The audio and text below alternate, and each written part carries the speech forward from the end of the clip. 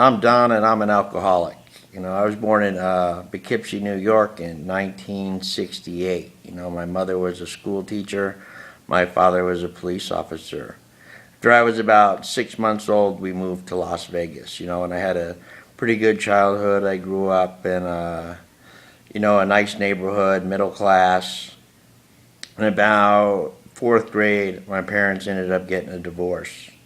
So around 1976, I moved to a little place just outside of a suburb of Las Vegas called Boulder City. And I played golf out there, and I had a good time. It was a real nice town. And when I was about 13 years old, or in seventh grade, there was a party up the street with a bunch of older kids.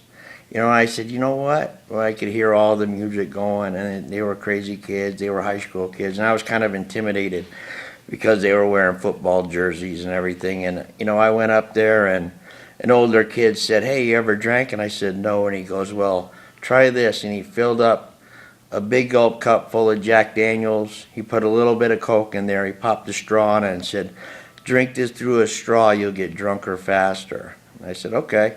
Started drinking through the straw, and I didn't feel anything drinking through the straw. Man, bam, the magic happened. I just loved it right from the very first time I drank.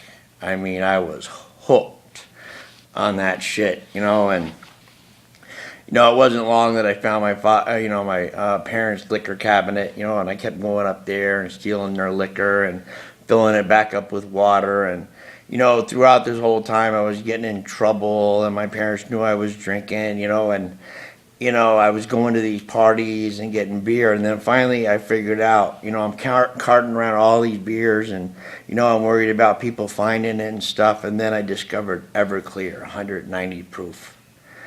And that was a beauty, because I'm an alcoholic. I drink for the effect produced by alcohol. So I started filling up. I'd buy a little punch and fill up Everclear, and I'd be drinking punch, getting drunk, and I got in a lot of trouble through drinking through high school. So about 11th grade, my mom said, I'm pissed off, you're drinking, you're embarrassing us, you're getting arrested, the police are bringing you home. And I called my dad, and I said, Dad, can I come live with you? Because he would let me drink at the house. So I went down to my father's house, and he was a policeman, but he let me drink, underage. He didn't really know I was alcoholic, but, I'd get drunk there, and he was always working. I mean, he would go to work in his police uniform at 6 in the morning till 4 in the afternoon. He'd come home, and then he'd go work like a UNLV basketball game or something at night. So he was gone a lot, which left me a lot of free time. I had friends over, and we'd all party and stuff. And my senior year when I was living with him, bam, I got my first DWI, and I ended up in jail. And he came and bailed me out, and I lost my license my whole senior year. And, alcohol was really starting to take effect then. And because I played golf and, because that was what I did, I wasn't a daily drinker at this point, when I was involved in sports and stuff. And I got a little scholarship out in California, where I went and played golf, and I got in a hell of a lot of trouble there too. And it wasn't long before I got another DWI in California, and the school said, we can't have you drinking here like this, and eventually, one day I was feeling sick from the night before, and I was all drunked up, and I said, you know what, when I woke up, I was sick as a dog, and I said, man, I got to get something to drink. And I went to the store, and I bought some Thunderbird.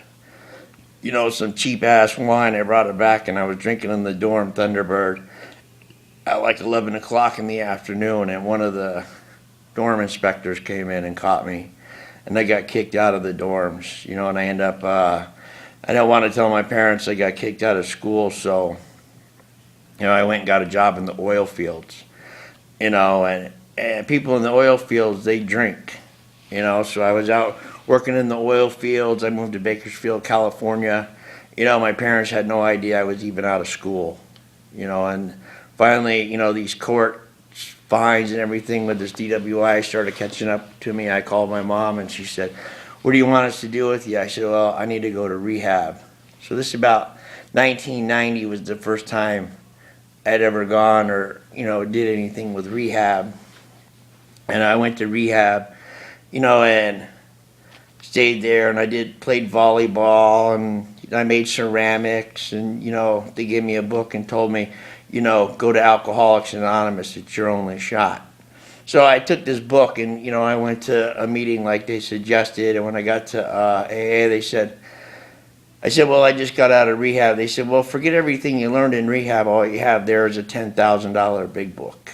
And I thought, well, so, but I found a young people's meeting, I got a girlfriend, I put that, and I just went to meetings and, had fun and had a girlfriend. We went to meetings together and stayed sober, and, I ended up moving back to my dad's house. I moved from Bakersfield back to Las Vegas, broke up with that girl, and, I had about 2 years of sobriety at that point, and I ended up drinking again. And after I drank for like 2 weeks, what did I do? After I drank for like 2 weeks, I started going back to AA. I got a job working at the lake, and I stayed out working at the lake. And then, I eventually got a job as a bellman in a casino in Las Vegas. Then some I started dating a girl, and her parents were big in real estate. So, I thought, oh, real estate sounds cool. So I went and, got my real estate license. I quit my job as a bellman. I started out in real estate. And I mean, when I started out in real estate, like 1994, it was like shooting fish in a barrel. And I was sober, and I did real well. I ended up owning like 3 houses. I had a S420 Mercedes-Benz. I had a 740IL BMW, 4,000 square foot house on the Sahara Country Club in Las Vegas. And, I was doing great for like 5 years doing that. And then what happened was I was upstairs, and I was under a lot of pressure, and I'd been dating a girl for 5 years, and it wasn't going very well at this point. And so what I did was, a loan officer had given me a bottle of wine, and I said, "Oh, a bottle of wine. This would be, I'll re-gift it and give it to somebody else." And I sat it down on my counter upstairs, and I was in my big marble bathtub, and I said, "You know what? This is like after 5.5 years of being sober." I said, "You know what? I could go downstairs and drink that bottle of wine, and no one would ever know." So I went downstairs and I drank that bottle of wine because I couldn't sleep. I had all kinds of anxiety. And man, I drank that bottle of wine. I fell asleep, and I slept like a baby. I said, "Wow, I wasted all that time, 5 years. I could have been drinking." So, I started drinking, and I had all this stuff going on. By this time, I refinanced my houses. I had about $100,000 in cash, and I bought 1,400 shares of Dell Computers in 1998. And it went up to like 103, and I sold it, and I made like $70,000 in 1 month. And I mean, my life was taken off. I had everything, all the toys, everything anybody could imagine. And a great job. I made $10,000 out there. I pulled in like 80 grand that month. It was a good month. And I ended up breaking up with this girlfriend. I kept drinking. I never, I quit filing my taxes once I started drinking. I didn't really care about anything. I just went into a deep depression to where I was just drinking and drinking and drinking every day. And to make a long story short, I ended up selling my houses, and, I got involved in a bad business deal with a printing company, and I lost about $100,000, and I wasn't working. I was gambling, drinking, and, doing the strip club scene, and, my money just started dwindling away. Everybody was pissed at me because I was wasting all my money, and, my family didn't want to talk to me, my mother, nobody, and, after I ended up running out of money and being in debt to the IRS, and everything was gone, to make another story, I had another girlfriend. She had me arrested for domestic violence, and, just this big chaos thing, and to make I ended up on the streets, you know. And on my way down to the streets, I had a job driving a limousine where I was making some good money, and I got caught up in the action. I started doing drugs and drinking. I was driving the limo. And then, like I said, make a long story short, I ended up, you know, drinking a bottle of vodka at a bus stop, you know, with nowhere to go and vomit all over myself, you know, and I had nowhere to go. So I went up to called my sister and said, you know what, I think I'm going to die in these streets. I got to get off of them. You know, at this point, I'd been on the streets for maybe a month. And she said, okay, I'll get you a bus ticket. She got me a bus ticket. I went up to Reno, and it wasn't long that I was in Reno. I was drinking. I got arrested for something called a fray, which is fighting in public, you know, and terrorizing people. And, you know, I left out of there with a warrant. I got arrested there like 3 times. And then, you know, she said, you know, I can't have you here while you're drinking. I'm going to send you to your father's house in New York. So, you know, she got me a ticket, and I went back to Poughkeepsie, New York, and my dad had been there taking care of his mother, but she had died. You know, and he was retired by this point, so he had a retirement, you know, and when I got back there, you know, and he had his problems too. You know, this isn't really about him, but he was smoking crack and doing things, you know, and he was a retired policeman, and, you know, people knew about it in the town, and, you know, so I stayed there, and basically, once I got back there, you know, there were people living there, and they were all doing crack, and it was all messed up. So it wasn't 2 months that I was there that I got arrested for menacing with the frying pan, you know, against somebody that was in there. And, you know, once that happened, I got arrested, and I went to jail, and the judge said, oh, we looked at your record from Las Vegas, and, you know, we're gonna put you in rehab, you know. And I went up to a place, they call it Magic Mountain. You know, it's called St. Joseph's Rehab. You know, and I was up in St. Joseph's. I stayed up there for, I think I stayed like 45 days in the detox, 3 months, and they put me in a place called, what's the name of that town? Anyway, it was upstate New York. And, you know, I stayed up there for 3 months, you know, when I was working. I had a little job working in a factory, and and I started drinking again. You know, it wasn't long, right when I was in that 3-quarter house, and, you know, I was doing well. And right when I got out of the program, I think I lasted, you know, I lasted an hour. So I went through like 45 days of a detox, 90 days of a rehab, 90 days of a 3-quarter house, and once I got out of there, I was drinking in an hour. You know, and I called my dad and said, you know, I'm coming back. You know, and by then the guy that was menacing with the frying pan, he was gone. So, you know, I went back, and basically I sat on the porch and said, you know what, I don't think I'm going to be able to quit drinking. I kind of gave up, you know, and I said, I'm just going to drink at home and be safe. So basically for 5 years, I sat in my room and out on the porch, you know, drinking for the whole time. And then one day, you know, I finally went out, you know, and I was totally drunk, and I went down to a bar, and I got totally slaughtered and drank a bunch of double rum and cokes, and on my way home I got arrested, you know, and when I got arrested, I didn't go easily like usual, you know. As soon as I got, you know, pulled over, I ran, and I was, you know, uncooperative to the police, and I faked a heart attack, and I didn't want to go to jail, and, you know, they had to come and bring out the whole fire department and everybody else, you know, and they ended up going to jail, and the judge was pissed off because he knew what I had done. So instead of, you know, which should have been a simple arrest that took like 10 minutes, ended up taking about 8 hours by the time they caught me, and by the time they got me to the hospital, and by the time they got me over to here and over to there and booked. So, you know, I spent 2 weeks in jail, and my dad came and bailed me out. You know, and I came out, and he was shaking because he was suffering from Parkinson's disease at this time. He needed somebody to help, you know, take care of him. And when I got out of jail, I was looking at the liquor store, and I said, you know what? I'm going to go over there and get a beer. My dad was looking at me, and he was shaking. He said, don't do it. He says, I need you to come home and put in the air conditioners. And I looked at him, and I said, okay.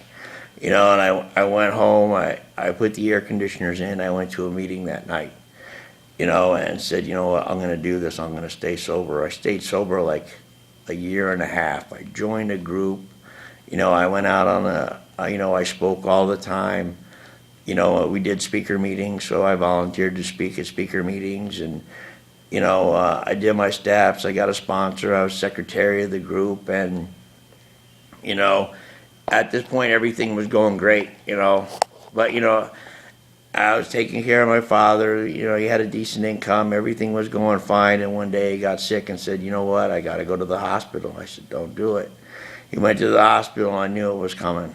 And it wasn't long before, he was in the hospital. He was getting sick. I was at home all by myself. It was snowing outside. I slipped into a depression because I knew he was dying. I said, I got to go get a drink. And I went to the liquor store and got a big bottle of Jack Daniels and a case of beer and put it in the house and started drinking again.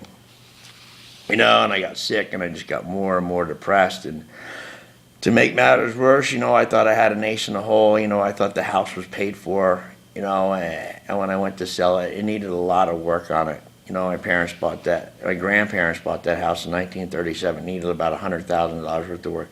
But there was a $50,000 lien on it from the hospital, and I just kept, and that even, put more of a spin on it for me. And I just went down further and further and was drinking, and I was sick, and, everything was going crazy. And I ended up moving. My dad had to move to this other place because we couldn't get him in. The hospital released him, and there was snow on the ground. He couldn't get in the house, and I put him somewhere else, and he said, go ahead and sell the house. I ended up getting like $2,000 for it, and I moved in with him, and I blew a bunch of money, and I went out and I was stealing copper. I was going around stealing copper, and what happened was I got caught and I got a trespassing, and the judge said, you know what? I'm going to OR you. I want you in court tomorrow. So he OR'd me, and I never showed back up for court. And I got caught like 30 days later with the beer in my hand. I got a public intoxication. The judge was pissed again. So he said, I'm going to hold you till this matter is finished. And he said a high bail, which is high for me, like $2,000. I wasn't going to make that. And, he said he eventually released me after 3 months. And he said, I want you to go to rehab. So, I ran to New York. I stayed at the Bellevue homeless shelter for a while because I knew they wouldn't extradite me from New York. And it was snowing, and it was hell there. And I had to stand in line for 45 minutes for a sandwich, and I had no money, and I was dying out there. So I said, you know what? I asked the guy, that was doing that little machine in the train station. I said, dude, I need to get back to Poughkeepsie, man. I'm going to die here. And he goes, how do you spell that? And he put it in, and he bought me a train ticket from New York City back up to Poughkeepsie, like $30. And I was like so grateful for that, and I went back up to Poughkeepsie.